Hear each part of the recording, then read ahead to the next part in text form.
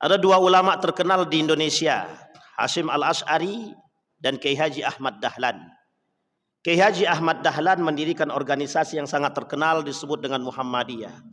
Kiai Haji Hasyim Al-Asy'ari setelahnya mendirikan organisasi 1926 setelah Kiai Haji Ahmad Dahlan meninggal dunia.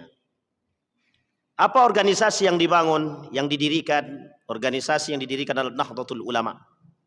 Apa alasan mendirikan itu? Karena wafatnya seorang ulama besar yang mendirikan organisasi besar, namanya Muhammadiyah. Dalam tulisan beliau, dalam kitab Risalah Ahlus Sunnah wal Jamaah, yang oleh Buya Hamka, di dalam tulisan Buya Hamka tentang dinamika umat itu disampaikan oleh Buya Hamka. Atas kelak di akhir zaman itu manusia itu terpecah sekian banyak, yang terbagi dalam berbagai macam golongan. Di dalam hadis baginda Nabi Muhammad SAW, setidaknya Nasrani itu terbagi 71, sementara Yahudi terbagi 72. Tapi kemudian Ahlus Sunnah wal Jamaah atau Islam itu sendiri terbagi 73. Satu di antaranya Ahlus Sunnah wal Jamaah yang selamat, sisanya tidak selamat. Yahudi tak selamat, Nasrani tak selamat, Islam yang lain selain daripada Ahlus Sunnah wal Jamaah itu tak selamat juga. Dan itu zahir, hadisnya sahih, dinukil oleh sekian banyak para ulama. Pertanyaannya adalah, apa makna daripada 73 golongan, kata Nabi? Terpecah menjadi 73 golongan itu maknanya apa? Itu ternyata bahasa oleh para ulama hadis kiasan. Majelis Ulama Indonesia, khusus di Indonesia saja, ada 1000 lebih aliran sesat. Itu Majelis Ulama Indonesia rilis 1000 lebih. Dalam tulisan Majelis Ulama Indonesia ada 10 karakter daripada aliran sesat yang dianggap sesat oleh Majelis Ulama Indonesia. Pertanyaannya, yang tadinya 73 di Indonesia saja 1000 lebih. Maka kata Ibnul Qayyim Al-Jauziyah, saya mengutip dan menukil perkataan Ibnul Qayyim Al-Jauziyah. Fitnah yang terbesar kelak di akhir zaman itu cuma 2. Syubhat dan syahwat. Nah, persoalan syubhat itu persoalan yang paling berbahaya lagi, yang kelak melahirkan tahayul, bid'ah dan khurafat, yang menjadi agenda besar daripada pemurnian akidah pada masanya, post-puritanism. Siapa yang mempelopori hal tersebut? Kiai Haji Ahmad Dahlan pada masanya.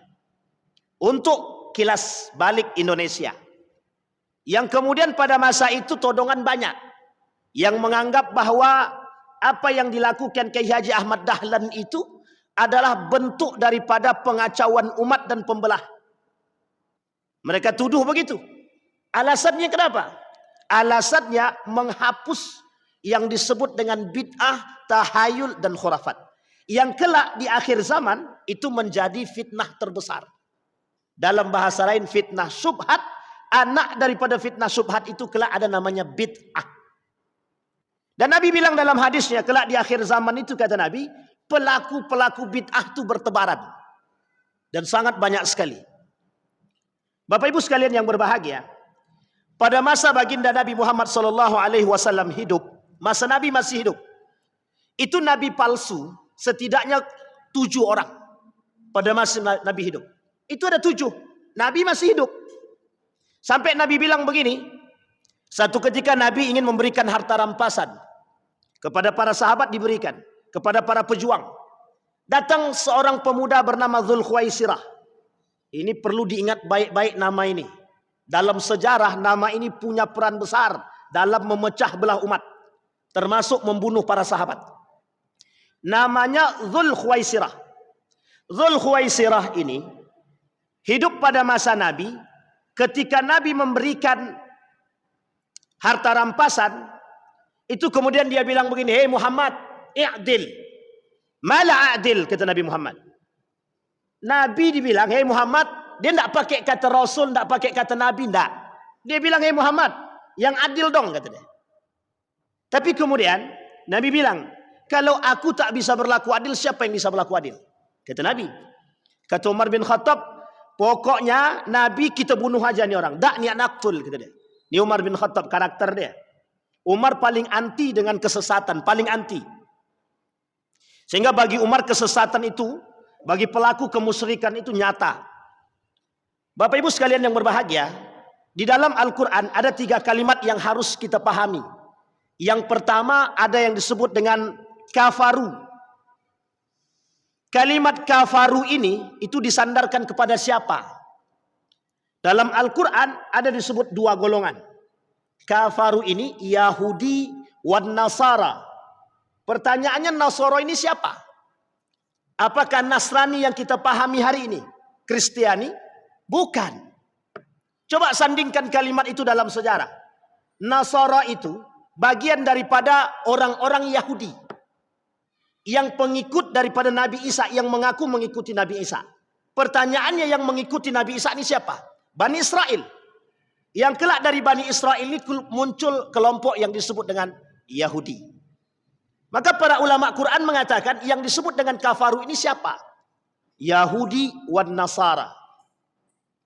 Kemudian ada kalimat selanjutnya di dalam Al-Quran, namanya asyraku, yang diberi gelar musyrikun. Siapa musyrikun di situ?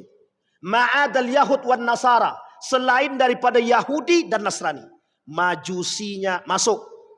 Maka ada yang mengatakan, mohon maaf, jangan tersinggung. Ada yang mengatakan majusinya hari ini itu Syiah. Majusinya hari ini Syiah.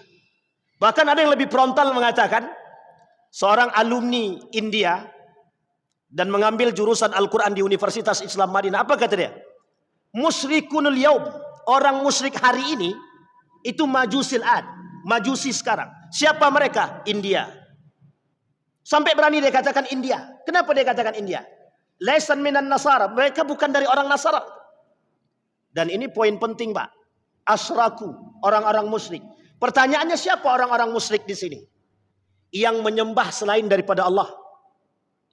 Atau orang muslim yang menyembah selain daripada Allah, atau menduakan Allah. Masuk dalam kategori asyraku. Yang menyembah patung, musyrik.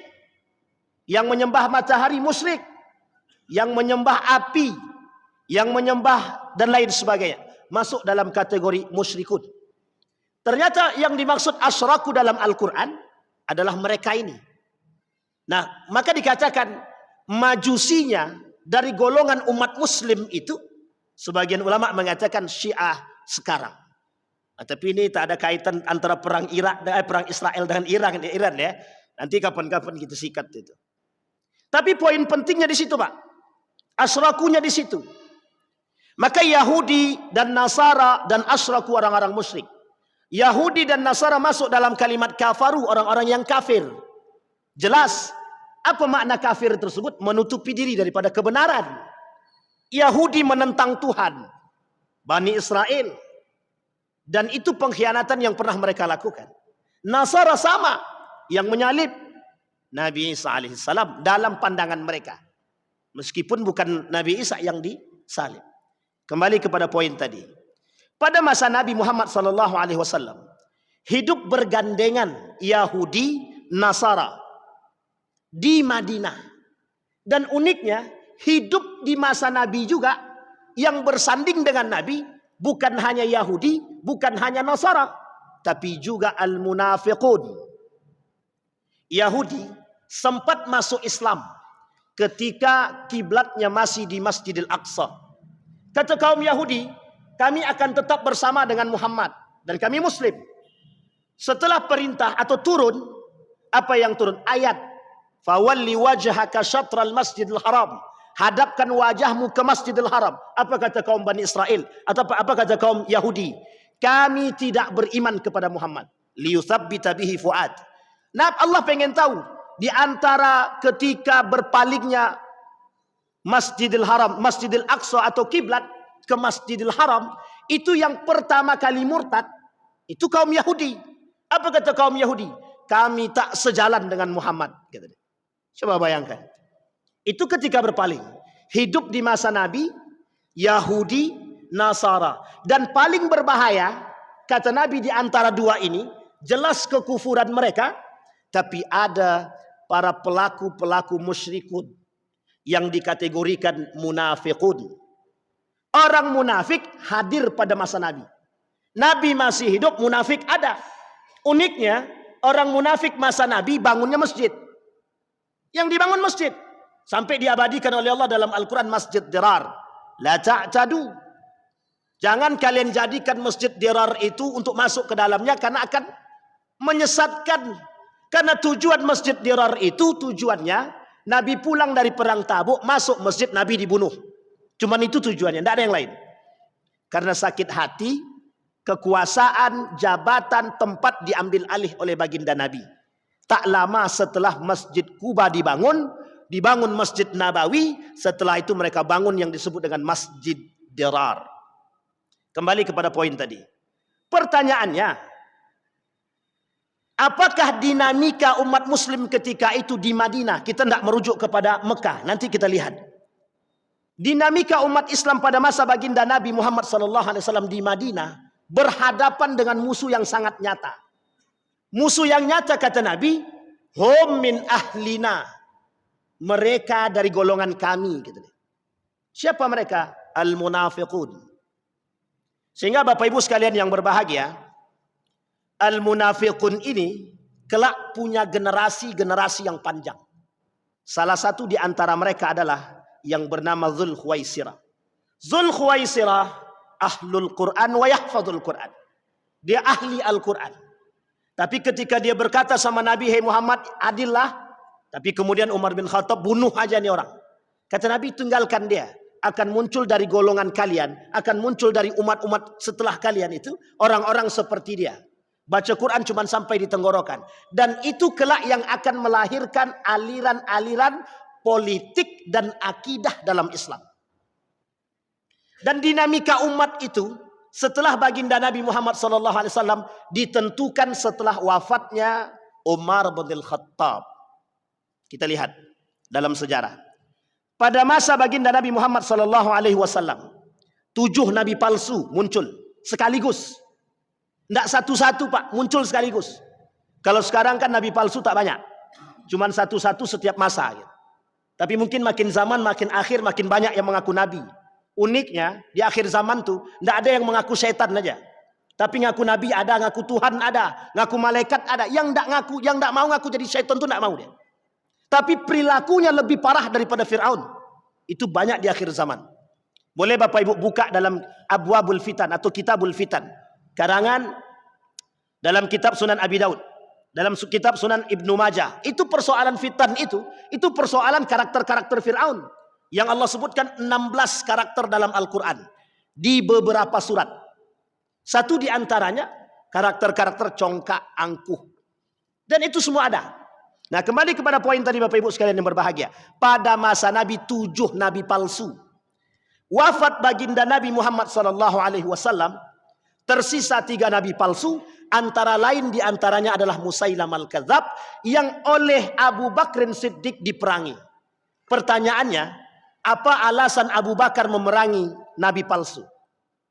Alasannya sederhana. Tidak ada agama yang lebih baik dan tidak ada kesesatan yang nyata kecuali dengan munculnya nabi palsu. Maka nabi oleh para ulama disebut dengan akhirul anbiya wa akhiruz zaman. Nabi akhir, nabi paling terakhir dan nabi di akhir zaman. Dalam kitab Armageddon, tanda kiamat kecil pertama itu lahirnya baginda Nabi. Yang kedua wafatnya baginda Nabi Muhammad SAW. Jadi kelahiran Nabi itu sebagai tanda akhir zaman. La nabi ya ba'da, tak ada nabi setelah itu. Cuma kalau ada orang yang mengaku nabi, itu muskilah. Masalahnya di mana? Masalah dalam keyakinan. Ya, ini masalah kita Pak. Mengapa ada nabi palsu penyimpangan akidah? Mengapa ada nabi palsu? Ada orang yang mengaku mendapat wahyu. Uniknya, baru-baru ini, setahun yang lalu, ada orang yang mengaku dapat wahyu. Dan mengaku jadi nabi. Nah, ini poin penting Pak. Kok bisa di tengah luasnya umat muslim yang beragama, yang beriman, muncul kelompok yang mengaku nabi dapat wahyu? Pertanyaannya, mengapa? Dan apa sebab? Kata para ulama Muhammadiyah dalam rilisnya, itu dikatakan sebab penyimpangan akidah itu di antara 5, dha'ful ilmi. Apa itu dha'ful ilmi? Lemahnya ilmu. Ini masalah, Pak. Sangat masalah. Iqra itu turun dalam kitab Kaifa Yubarrijul Quran Al-Haya. Itu tujuan Iqra itu bukan arti bacalah, bukan. Hei manusia, Anda punya akal telaah dengan sebaik mungkin. Anda punya akal belajar sebaik mungkin. Anda punya akal analisis sebaik mungkin. Itu tujuan Iqra. Jadi kalau tujuan Iqra yang diciptakan oleh Allah cuma sekedar membaca, itu tak sejalan dengan makna yang sesungguhnya. Tapi kalimat kedua yang dikatakan Allah dalam Al-Quran, Iqra bismi rabbikal ladzi khalaq. Kalimat ini yang tak boleh kita tinggalkan. Ketika manusia dituntut untuk belajar, tapi ingat, kenal dulu dengan Tuhan. Sehingga ketika mereka beriman kepada Allah, kata Allah, wattaqullaha wa yu'allimukumullah. Orang yang belajar, maka dalam konsep perang pemikiran itu ada 2. Ilmu dibarengi dengan iman, iman dibarengi dengan ilmu. Ilmu tanpa iman itu mesti rusak, mesti rusak. Banyak yang bergelar profesor tapi menyesatkan itu banyak. Banyak sekali. Tak perlu saya sebutkan. Kalau saya sebutkan kaget semua kita. Dan mereka rata-rata bergelar profesor. Yang kedua, orang beragama tapi tanpa ilmu. Sesat dan menyesatkan. Dha'ful ilmi menyebabkan munculnya syubhat dalam agama. Apa kata Wahbah Zuhaili? Maaf, bukan Wahbah Zuhaili. Syekh Mutawalli Sya'rawi. Syubhat terbesar itu dan bid'ah terbesar itu ada terletak pada urusan agama. Itu yang terjadi. Musailamah al-Kadzab itu kesombongan dia cuma satu saja. Dia merasa dapat wahyu karena kehebatan dia ahli syair. Waktu itu orang yang ahli syair itu sangat terhormat sekali. Sehingga oleh Musailamah al-Kadzab merasa punya kelebihan dalam syair, merasa punya kelebihan dalam bahasa Arab. Dia coba buat syair tentang tandingan Al-Quran. Lebih tepatnya dalam ilmu gajah. Di Al-Quran ada al-fil. Mereka buat juga al-fil. Tapi maknanya berbeda. Diketawakan oleh pengikutnya Musailamah al-Kadzab. Ngamuk dia. Kata Musailamah al-Kadzab, kalian ketawakan pemimpin kalian, nabi kalian. Oleh Abu Bakar diperangi, Pak. Jadi pekerjaan Abu Bakar ketika itu berat. Sangat berat sekali. Kita sekarang ini tidak terlalu berat perjuangan kita. Karena pada masa itu, kalau tidak diperangi oleh Abu Bakar, maka bisa dipastikan Islam tak akan pernah kita dengar. Satu. Yang kedua, yang diperangi oleh Abu Bakar, orang-orang murtad. Yang ketiga, orang yang tak mau bayar zakat. Ketiga-tiga poin ini, itu kalau tidak diperangi oleh Abu Bakar pada masanya, itu rusak, serusak-rusak. Ketika baginda Nabi wafat, di Mekah, setengah penduduk Mekah murtad.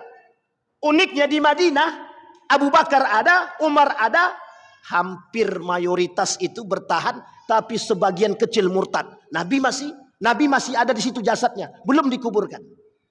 Coba bayangkan, pertikaian terjadi di antara mereka dalam kondisi Nabi belum dikuburkan. Jadi Bapak Ibu sekalian yang berbahagia, banyak penyebab munculnya dinamika umat Islam pada masa itu. Sehingga baginda Nabi harus berhadapan betul dengan kaum kufar. Orang Yahudi dengan congkaknya. Sampai Nabi mengusir mereka dari Madinah. Uniknya, kata Nabi, ada orang dari golonganku justru ingin menghancurkan diriku. Namanya al-munafiqun. Dan ini disebutkan dalam Al-Quran di berbagai macam ayat. Dan di berbagai macam surat. Ada di surat Taubah. Ada satu buku judulnya Al-Nifaq wal Munafiqun fi Dawi Surat Taubah. Ada namanya Al-Munafiqun. Dalam surat Al-Munafiqun itu sendiri. Sampai saking seriusnya Allah memberikan persoalan munafik ini, turun satu surat. Dalam surat itu bernama Al-Munafiqun.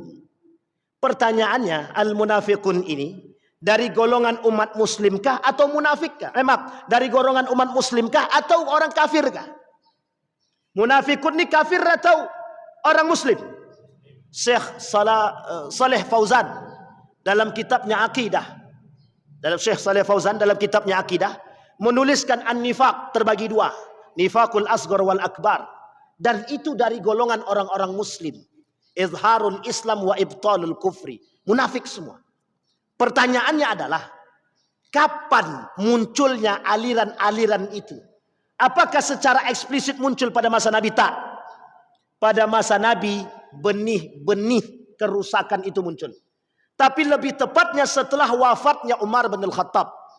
Jadi Umar bin Khattab oleh Nabi disebut sebagai pintu penghalang fitnah. Dalam kitab Mauqiful al-Fitan fi Mauqiful Ulama fil Fitan.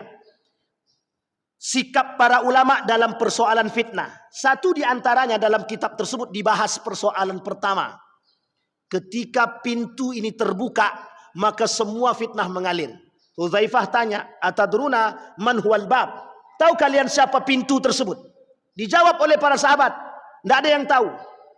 Kata Hudzaifah bin Yaman, "Huwa Umar bin Khattab." Apa yang terjadi? Wafat Umar bin Khattab, semua fitnah-fitnah itu terbuka. Orang yang pertama yang menemukan fitnah itu, yang mendapatkan fitnah itu, baik syubhatnya ataupun syahwatnya, terjadi pada masa Utsman bin Affan. Umar bin Khattab, yang membunuh Umar bin Khattab itu mengerti agama, paham Al-Quran. Yang membunuh Utsman bin Affan itu menggunakan Bismillah Allahu Akbar, paham Al-Quran, mengerti agama. 6 orang dengan tusukan yang bertubi-tubi. Yang membunuh Ali bin Abi Thalib mengerti agama, mengerti betul dengan Al-Quran. Yang membunuh atau meracun Al-Hasan sama mengerti Al-Quran. Yang membunuh Al-Husain yang menggorok lehernya paham Al-Quran, bahkan hafal Al-Quran. Pertanyaannya, muslim atau non-muslim? Muslim atau kafir? Muslim. Artinya yang membunuh muslim itu sendiri. Dengan dalih, dengan kalimat Al-Quran, dengan kalimat Islam. Sama Pak. Dan itu syubhat terbesar kita hari ini. Dan itu dinamika umat muslim hari ini. Dan itu problematika umat muslim hari ini. Maka kalau umat muslim mau punya perhatian khusus dalam aspek ini, maka akan ketemu Pak titiknya. Di mana persoalannya? Persoalannya sederhana. Cara memahami agama. Dia poinnya di situ. Kembali kepada poin tadi. Maka kata baginda Nabi Muhammad SAW, semasa Nabi hidup, Nabi palsu muncul. Orang-orang munafik muncul. Sampai Hudzaifah memegang 40 nama orang munafik. 40 nama. Umar datang, ada anak nama aku di situ. Kata Hudzaifah, dia tak mau menyampaikan, tak mau menyebutkan. Hudzaifah sampai hayat dia mati, dia tak pernah sebutkan 40 orang itu. Kaum munafik. Dan uniknya kaum munafik itu tukang melakukan pecah belah umat pada masa baginda Nabi Muhammad SAW. Kembali kepada poin. Umar bin Khattab meninggal, dibunuh. Fitnah mulai bermunculan. 6 tahun kepemimpinan Utsman bin Affan, semua menyayangi Utsman bin Affan. 6 tahun terakhir muncul sebuah fitnah. Disitulah datangnya para Utsman bin Affan dari Mesir. Yang ketika itu terindikasi, mohon maaf, ketika itu terindikasi mengikuti paham yang mereka katakan kami pengikut Ali bin Abi Thalib. Propaganda yang mereka bangun ketika itu untuk merusak citra Ali bin Abi Thalib, yang setelah itu Ali bin Abi Thalib bertikai dengan Siti Aisyah yang disebut diabadikan dalam sejarah nama perangnya Perang Jamal. Tidak ada pertumpahan darah. Ketidakpercayaan Siti Aisyah kepada Ali bin Abi Thalib yang tidak bisa menumpas. Ali tak tahu menau. Setelah terbunuh Utsman, Ali datang. Pembunuhnya sudah nggak ada.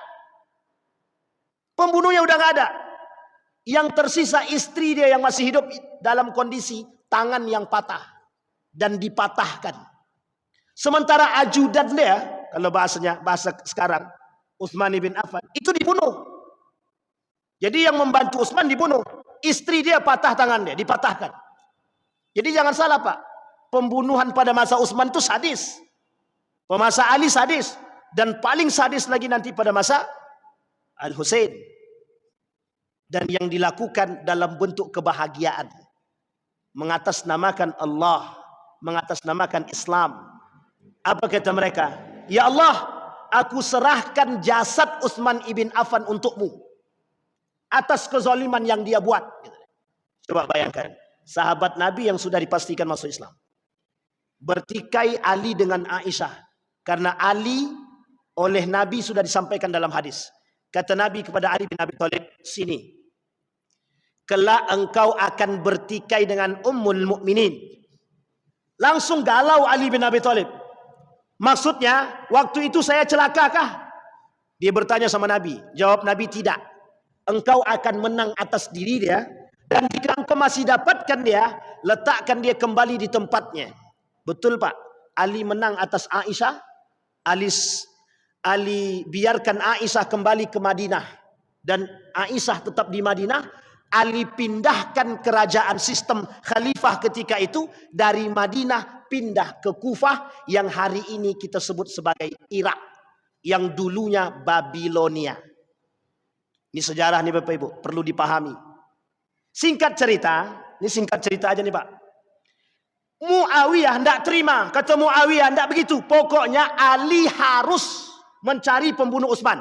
Aku tidak akan berbaiat kepada Ali sampai dia temukan. Kata Ali bin Abi Thalib, itu Muawiyah berkhianat kepada kami. Datang tukang gesek di belakang. Betul tuh. Habiskan aja, lawan aja. Tukang gesek dari sisi Muawiyah juga begitu. Udahlah pokoknya perang. Terjadi perang yang disebut dengan perang Siffin. 45.000 yang meninggal dari kalangan Muawiyah, 25.000 yang meninggal dari golongan Ali bin Abi Thalib. Dimenangkan oleh Ali. Muawiyah tahu kondisinya sudah tak baik, dibuatlah namanya arbitrase. Arbitrase perdamaian. Diikat Al-Quran, ditombak, diangkat Al-Quran dalam bentuk perdamaian. Abu Musa al-Ash'ari yang ketika itu menjadi negosiatornya. Dan yang ikut mendukung, memaksa Ali untuk menyetujui, rakyat Kufah yang pada masa itu mendesak Ali bin Abi Thalib untuk menyetujui. Singkat cerita Bapak Ibu sekalian yang berbahagia, mereka pula lah yang mengkhianati Ali bin Abi Thalib setelah pulang dari tempat pertempuran menuju Kufah. Di perbatasan Harura keluarlah 200 lebih dari golongan mereka yang mengakui mengikut Ali, yang kelak mereka disebut sebagai golongan Khawarij. Dan ini golongan yang diperangi oleh Ali dalam perang yang disebut dengan perang Nahrawan. Dihabisin sama Ali bin Abi Thalib semuanya. Dalam riwayat yang lain, kalau kita baca dalam sejarah yang lain, Ali menyisakan 10 kaum munafik. 10 kaum Khawarij itu disisakan 10. Dalam riwayat yang lain dihabisin semua oleh Ali bin Abi Thalib. Tidak ada yang ditinggalkan. Tapi ulama lebih condong pada yang 10. Yang 10 ini bukan ditinggalkan, tapi lari kalang kabut. Satu di antara mereka anak daripada Dzul Khuwaisirah. Yang ketika itu dalam perang Khawarij itu Dzul Khuwaisirah terbunuh. Dan anaknya lari, kelak yang akan membunuh Al-Husain pada perang Karbala, dan dia mengikuti itu. Di mana? Perbatasan dekat Kufah. Jadi Bapak Ibu sekalian yang berbahagia, Nabi pernah bilang begini dalam hadisnya. Kelak akan muncul 3 kekuatan Islam yang besar.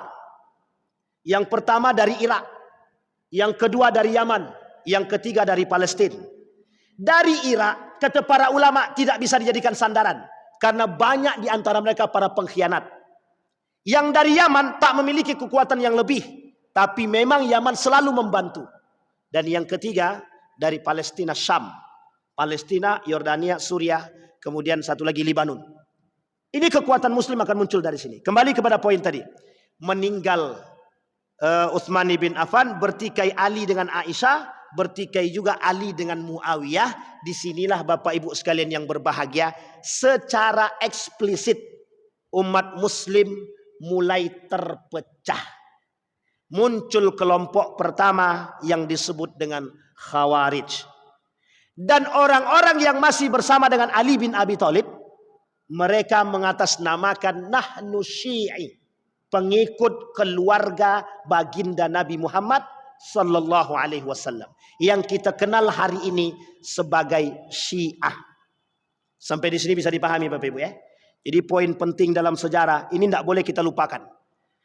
Dan di masa inilah Bapak Ibu sekalian yang berbahagia, persoalan agama mulai terpecah secara luas.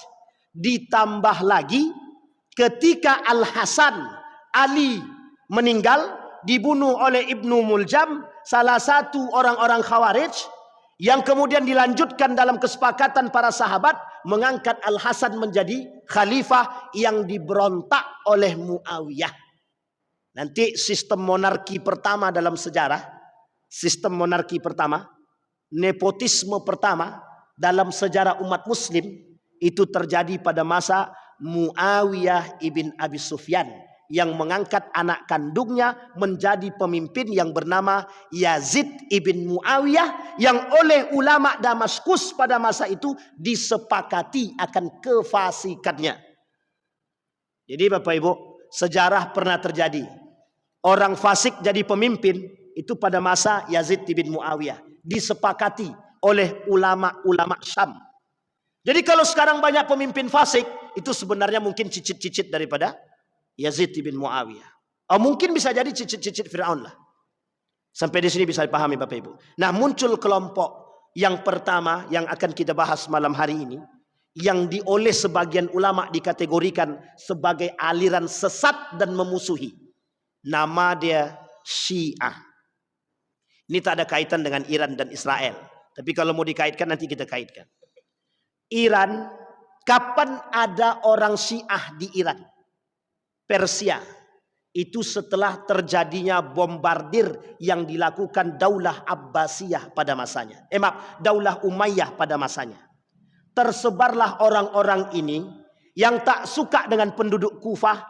Ada yang pindah ke Persia, Iran. Ada yang pindah ke tempat yang lain. Ada yang ke Mekah, ada yang ke Madinah. Semua tersebar. Termasuk satu sisi Persia ketika itu yang kita sebut hari ini sebagai Iran. Ini cikal bakal Syiah di Iran. Dan ini Bapak Ibu sekalian yang berbahagia, dalam sejarah, Iran dalam sejarah adalah kota yang punya mental perang terbaik di dunia. Dan Iran pernah punya mental menang pada masanya. Ketika Babilonia yang begitu besar pernah ditaklukkan oleh Persia pada masanya. Jadi kalau sekarang Iran bangga dengan mengatakan kami siap berperang, itu karena mental dia, mental nenek moyang. Dulu Iran pernah kerjasama dengan Yahudi untuk menaklukkan Babilonia. Orang Yahudi itu berada di Babilonia. Jadi orang Yahudi di Babilonia berkhianat kepada Iran. Babilonia itu Irak sekarang. Orang-orang Babilonia pengkhianat, Yahudi di Babilonia juga berkhianat. Sehingga ketika itu mudah bagi Persia menaklukkan Babilonia. Singkat cerita Bapak Ibu sekalian yang berbahagia, pada masa dinasti Abbasiyah muncul kelompok yang mengatasnamakan secara eksplisit dan terang-menerang yang disebut dengan Syiah. Ali sudah terbunuh. Al-Hasan sudah meninggal. Al-Husain sudah dipotong. Dan pembunuh Al-Husain wal Hasan itu orang-orang Kufah. Dan yang berkhianat kepada Ali orang Kufah. Semuanya Kufah yang kelak menjadi Syiah di sana. Jadi Syiah pertama itu di Kufah, pengkhianat Pak. Irak itu pengkhianat pada masanya. Kalau sekarang wallahu alam, tapi oleh sebagian para pengamat tetap pengkhianat. Karena mereka pernah meminta surat, melayangkan surat kepada Al-Husain untuk kembali ke Irak untuk memberontak kepada Yazid bin Muawiyah. Oleh Yazid ditekan, kalau kalian mau selamat, anak istri kalian masih bisa makan, balik arah. Udah pulang, bubar. Bubar semua. Semua berkhianat kepada Al-Husain. Karena sudah di tengah jalan, mau tak mau lanjut. Akhirnya diarahkan ke Karbala, dibunuh di situ. Dan pembunuhan tersadis dalam Islam itu masuk dalam kategori pembunuhan Al-Husain. Yang oleh Nabi sudah disampaikan ketika Nabi mencium leher daripada Al-Husain. Dan Nabi pernah mencium bibir Al-Hasan. Al-Husain iri sama Nabi, sama Al-Hasan. Kenapa kok Al-Hasan dicium bibirnya sementara aku leher? Disampaikan oleh Nabi kepada anaknya Fatimah. Kelak cucuku akan mati, meninggal setelah melakukan perdamaian. Betul Pak. Al-Hasan itu yang mendamaikan. Dan diracun, dicium di bibir karena kelak diracun. Dicium di leher karena kelak lehernya putus. dan pembunuh-pembunuh ini, insyaallah kapan waktu kita kaji tentang Karbala. Biar Bapak Ibu tahu sejarah Karbala itu yang sangat-sangat menyakitkan, menyedihkan banget. Uniknya dalam sejarah Karbala itu, anaknya Al-Husain itu, yang baru lahir 6 bulan, itu di samping medan perang di pinggiran Karbala, itu ada sungai. Sedang minum ditembak pakai panah, tembus Pak lehernya leher daripada anak daripada Al-Husain. Cara membunuhnya begitu Pak. Dalam bayangan mereka yang membunuh Al-Husain itu, biar Bapak Ibu tahu, itu mereka membunuh Bismillahi Allahu Akbar. Coba bayangkan. Itu dalam aspek sejarah begitu disampaikan. Maka kalau sekarang kita temukan ada umat muslim membunuh muslim dengan ucapan Bismillah, itu sebenarnya bagian daripada perbuatan yang sama. Dan itu yang terjadi sekarang. Tapi uniknya, sejarah itu terulang. Fir'aun tak disebutkan nama asli. Tujuannya satu saja. Karakter Fir'aun pasti akan terulang. Dan sekarang sudah banyak Fir'aun yang lain. Qarun, banyak Qarun sekarang. Kemudian Haman, penasihat-penasihat ulung dalam kemusyrikan dan kemaksiatan, itu banyak Pak. Dan tidak disebutkan nama asli. Karena kelak karakter itu pasti akan terulang. Sama Pak. Dan itu disampaikan oleh Allah dalam Al-Quran. Nah Bapak Ibu sekalian yang berbahagia, ada kelompok yang disebut dengan Syiah, yang mengaku sebagai pengikut Ali bin Abi Thalib. Di masa Ali masih hidup, mereka sudah mengaku pengikut Ali, tapi Ali kata saya bukan Syiah. Ali pernah berkata bahwa diri dia bukan Syiah. Setelah Ali meninggal, deklarasi Syiah itu lebih tepatnya pada masa dinasti Abbasiyah, ketika Al-Abbas berhasil menumpas kezaliman yang dilakukan oleh dinasti Umayyah. Ini sebenarnya perang saudara karena rasa sakit hati. Abbasiyah sakit hati dengan Umayyah karena merebut paksa kekuasaan dari keluarga Nabi. Al-Abbas merasa dari keluarga Nabi harus mengambil paksa kekuasaan itu dari dinasti Umayyah. Jadi perangnya sama, perang saudara. Jadi perang itu sudah perang saudara, umat muslim dengan muslim. Abbasiyah mengambil dari dinasti Umayyah. Kelak Mongol Andalusia sama Pak. Mongol mengambil paksa kerajaan Abbasiyah pada masanya. Disebabkan ketidakpercayaan umat muslim kerajaan kecil yang berada di sekitar Abbasiyah. Termasuk ketika itu kerajaan At-Turk. Itu kerajaan kecil di Turki yang kelak yang akan mengambil alih dalam dinasti Utsmaniyah setelah beberapa tahun yang akan datang. Jadi Bapak Ibu sekalian yang berbahagia, kita ini selalu diselimuti dengan perang saudara. Uniknya, para kaum munafik yang masuk ke dalam itu yang menjadikan provokatornya di situ. Syiah yang memprovokator untuk berperang. Kemudian Syiah juga yang memprovokator lawan untuk berperang. Jadi terjadi adu domba.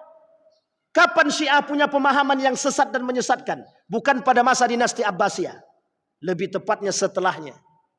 Jadi pemahaman Syiah atau sesatnya akidah Syiah itu nanti setelah dinasti Abbasiyah, lebih tepatnya di akhir kepemimpinan dinasti Abbasiyah. Apa kesesatan yang paling nyata? Kesesatan yang paling nyata yang mulai ditonjolkan oleh mereka adalah ketika Ali bin Abi Thalib tidak diangkat menjadi khalifah pada masa Utsman bin Affan. Jadi sakit hatinya sudah mulai tertanam lama. Ada kelompok yang menghasut dalam bentuk provokasi, tapi tidak digubris oleh Ali bin Abi Thalib. Setelah wafat Ali baru digubris. Yang menggubris kebetulan orang-orang mereka yang memaksa Al-Hasan untuk berperang. Yang memaksa Al-Hasan untuk berperang dan yang memaksa Al-Husain untuk tetap ikut. Uniknya Bapak Ibu sekalian yang berbahagia, semenjak Ali bin Abi Thalib tidak diangkat menjadi khalifah, dalam latar kalimat yang disampaikan oleh baginda Nabi Muhammad SAW, Maula ya Ali. Kata Nabi kepada Ali bin Abi Thalib dalam perkumpulan para jamaah dalam haji ketika itu, dipanggil Ali, Ali maju ke depan. Barang siapa yang memuliakan Ali, maka dia telah memuliakanku, kata baginda Nabi. Kalimat ini dipahami oleh kelompok pengikut Ali sebagai latar bahwa Ali lah yang paling berhak menjadi pemimpin setelah baginda Nabi Muhammad SAW. Oleh Abu Bakar. Ini Abu Bakar Bapak Ibu. Kata mereka, nanti kita lihat sejarahnya. Dalam kitab Nahjul Balaghah. Dan dalam kitabnya, saya lupa nama kitabnya itu ada dalam kitab itu. Apa kata mereka? Abu Bakar dengan Umar bin Khattab memaksa masuk ke rumah Ali bin Abi Thalib dan Fatimah. Singkat cerita, mereka paksa Fatimah untuk berbaiat kepada Ali bin Abi Thalib. Berbaiat kepada Abu Bakar Siddiq. Tapi Fatimah tidak mau karena baru meninggal ayah tercinta. Singkat cerita, dalam kitab As-Saqifah namanya. Dalam kitab itu didorong oleh Umar bin Khattab pintu rumahnya Fatimah mengenai kepala Fatimah, kemudian Fatimah jatuh. Pintu tersebut berada di atas badan Fatimah, diinjaklah oleh Umar bin Khattab sampai dia wafat. Ini fitnahnya kaum Syiah terhadap Umar bin Khattab dan Abu Bakar ketika mereka meminta baiat kepada Ali bin Abi Thalib dan Fatimah.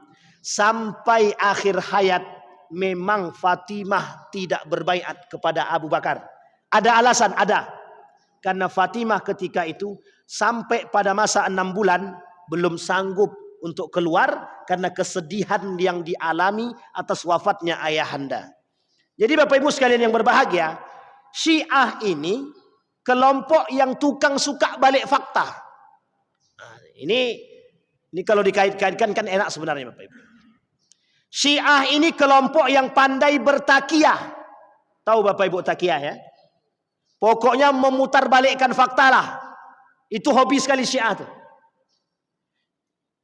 Pada tahun 2008, kalau saya tak khilaf, ada pemuka Syiah di Indonesia menyebarkan buku-buku paham-paham Syiah dalam ajaran-ajaran keagamaan di Indonesia.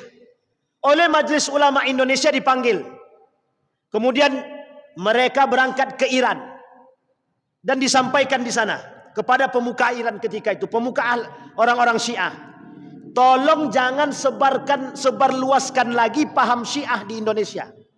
Dalam ucapan itu mereka katakan siap, kami tak akan sebarkan. 2 tahun kemudian ada namanya percetakan Mizan di Yogyakarta menyebarkan isu-isu benih-benih Syiah. Nah, itu kita nih sekarang kalau Syiah itu memang sangat banyak sekarang. Dan Syiah itu sekarang ada di struktural. Banyak. Dulu di Pekanbaru ini ada namanya Ustadz, pernah datang ke sini Ustadz Sofwan. Yang pernah diusir oleh Ustadz Roni Chandra. Yang mengisi di hari Rabu. Itu pakar Syiahnya Riau yang dikenal. Yang mengusir Ustadz Sofwan itu. Dan mereka pandai bertakiyah. Mereka tak mau berdebat dalam urusan solat. Tapi mereka mau berdebat dalam urusan filsafat. Dan itu berperang dalam filsafat. Tujuannya satu saja. Membuat pola pikir kita yang Sunni ini untuk berubah. Sehingga mereka perang Sunni dan Syiah ini terus berkelanjutan. Seorang pakar tafsir namanya siapa namanya itu? Penulis kitab tafsir Al-Misbah, Quraisy Shihab. Dalam tulisannya dia tulis begini. Mungkinkah Sunni dan Syiah bersatu? Kalimat itu diulang oleh Ali Khumaini beberapa waktu yang lalu. Hei orang-orang Syiah, udah tidak saatnya kalian untuk menyebarluaskan paham Syiah ke Sunni. Saatnya kita bersatu. Sampai di sini paham Bapak Ibu? Yang dibuat oleh Syiah ketika itu dalam kedustaan yang nyata.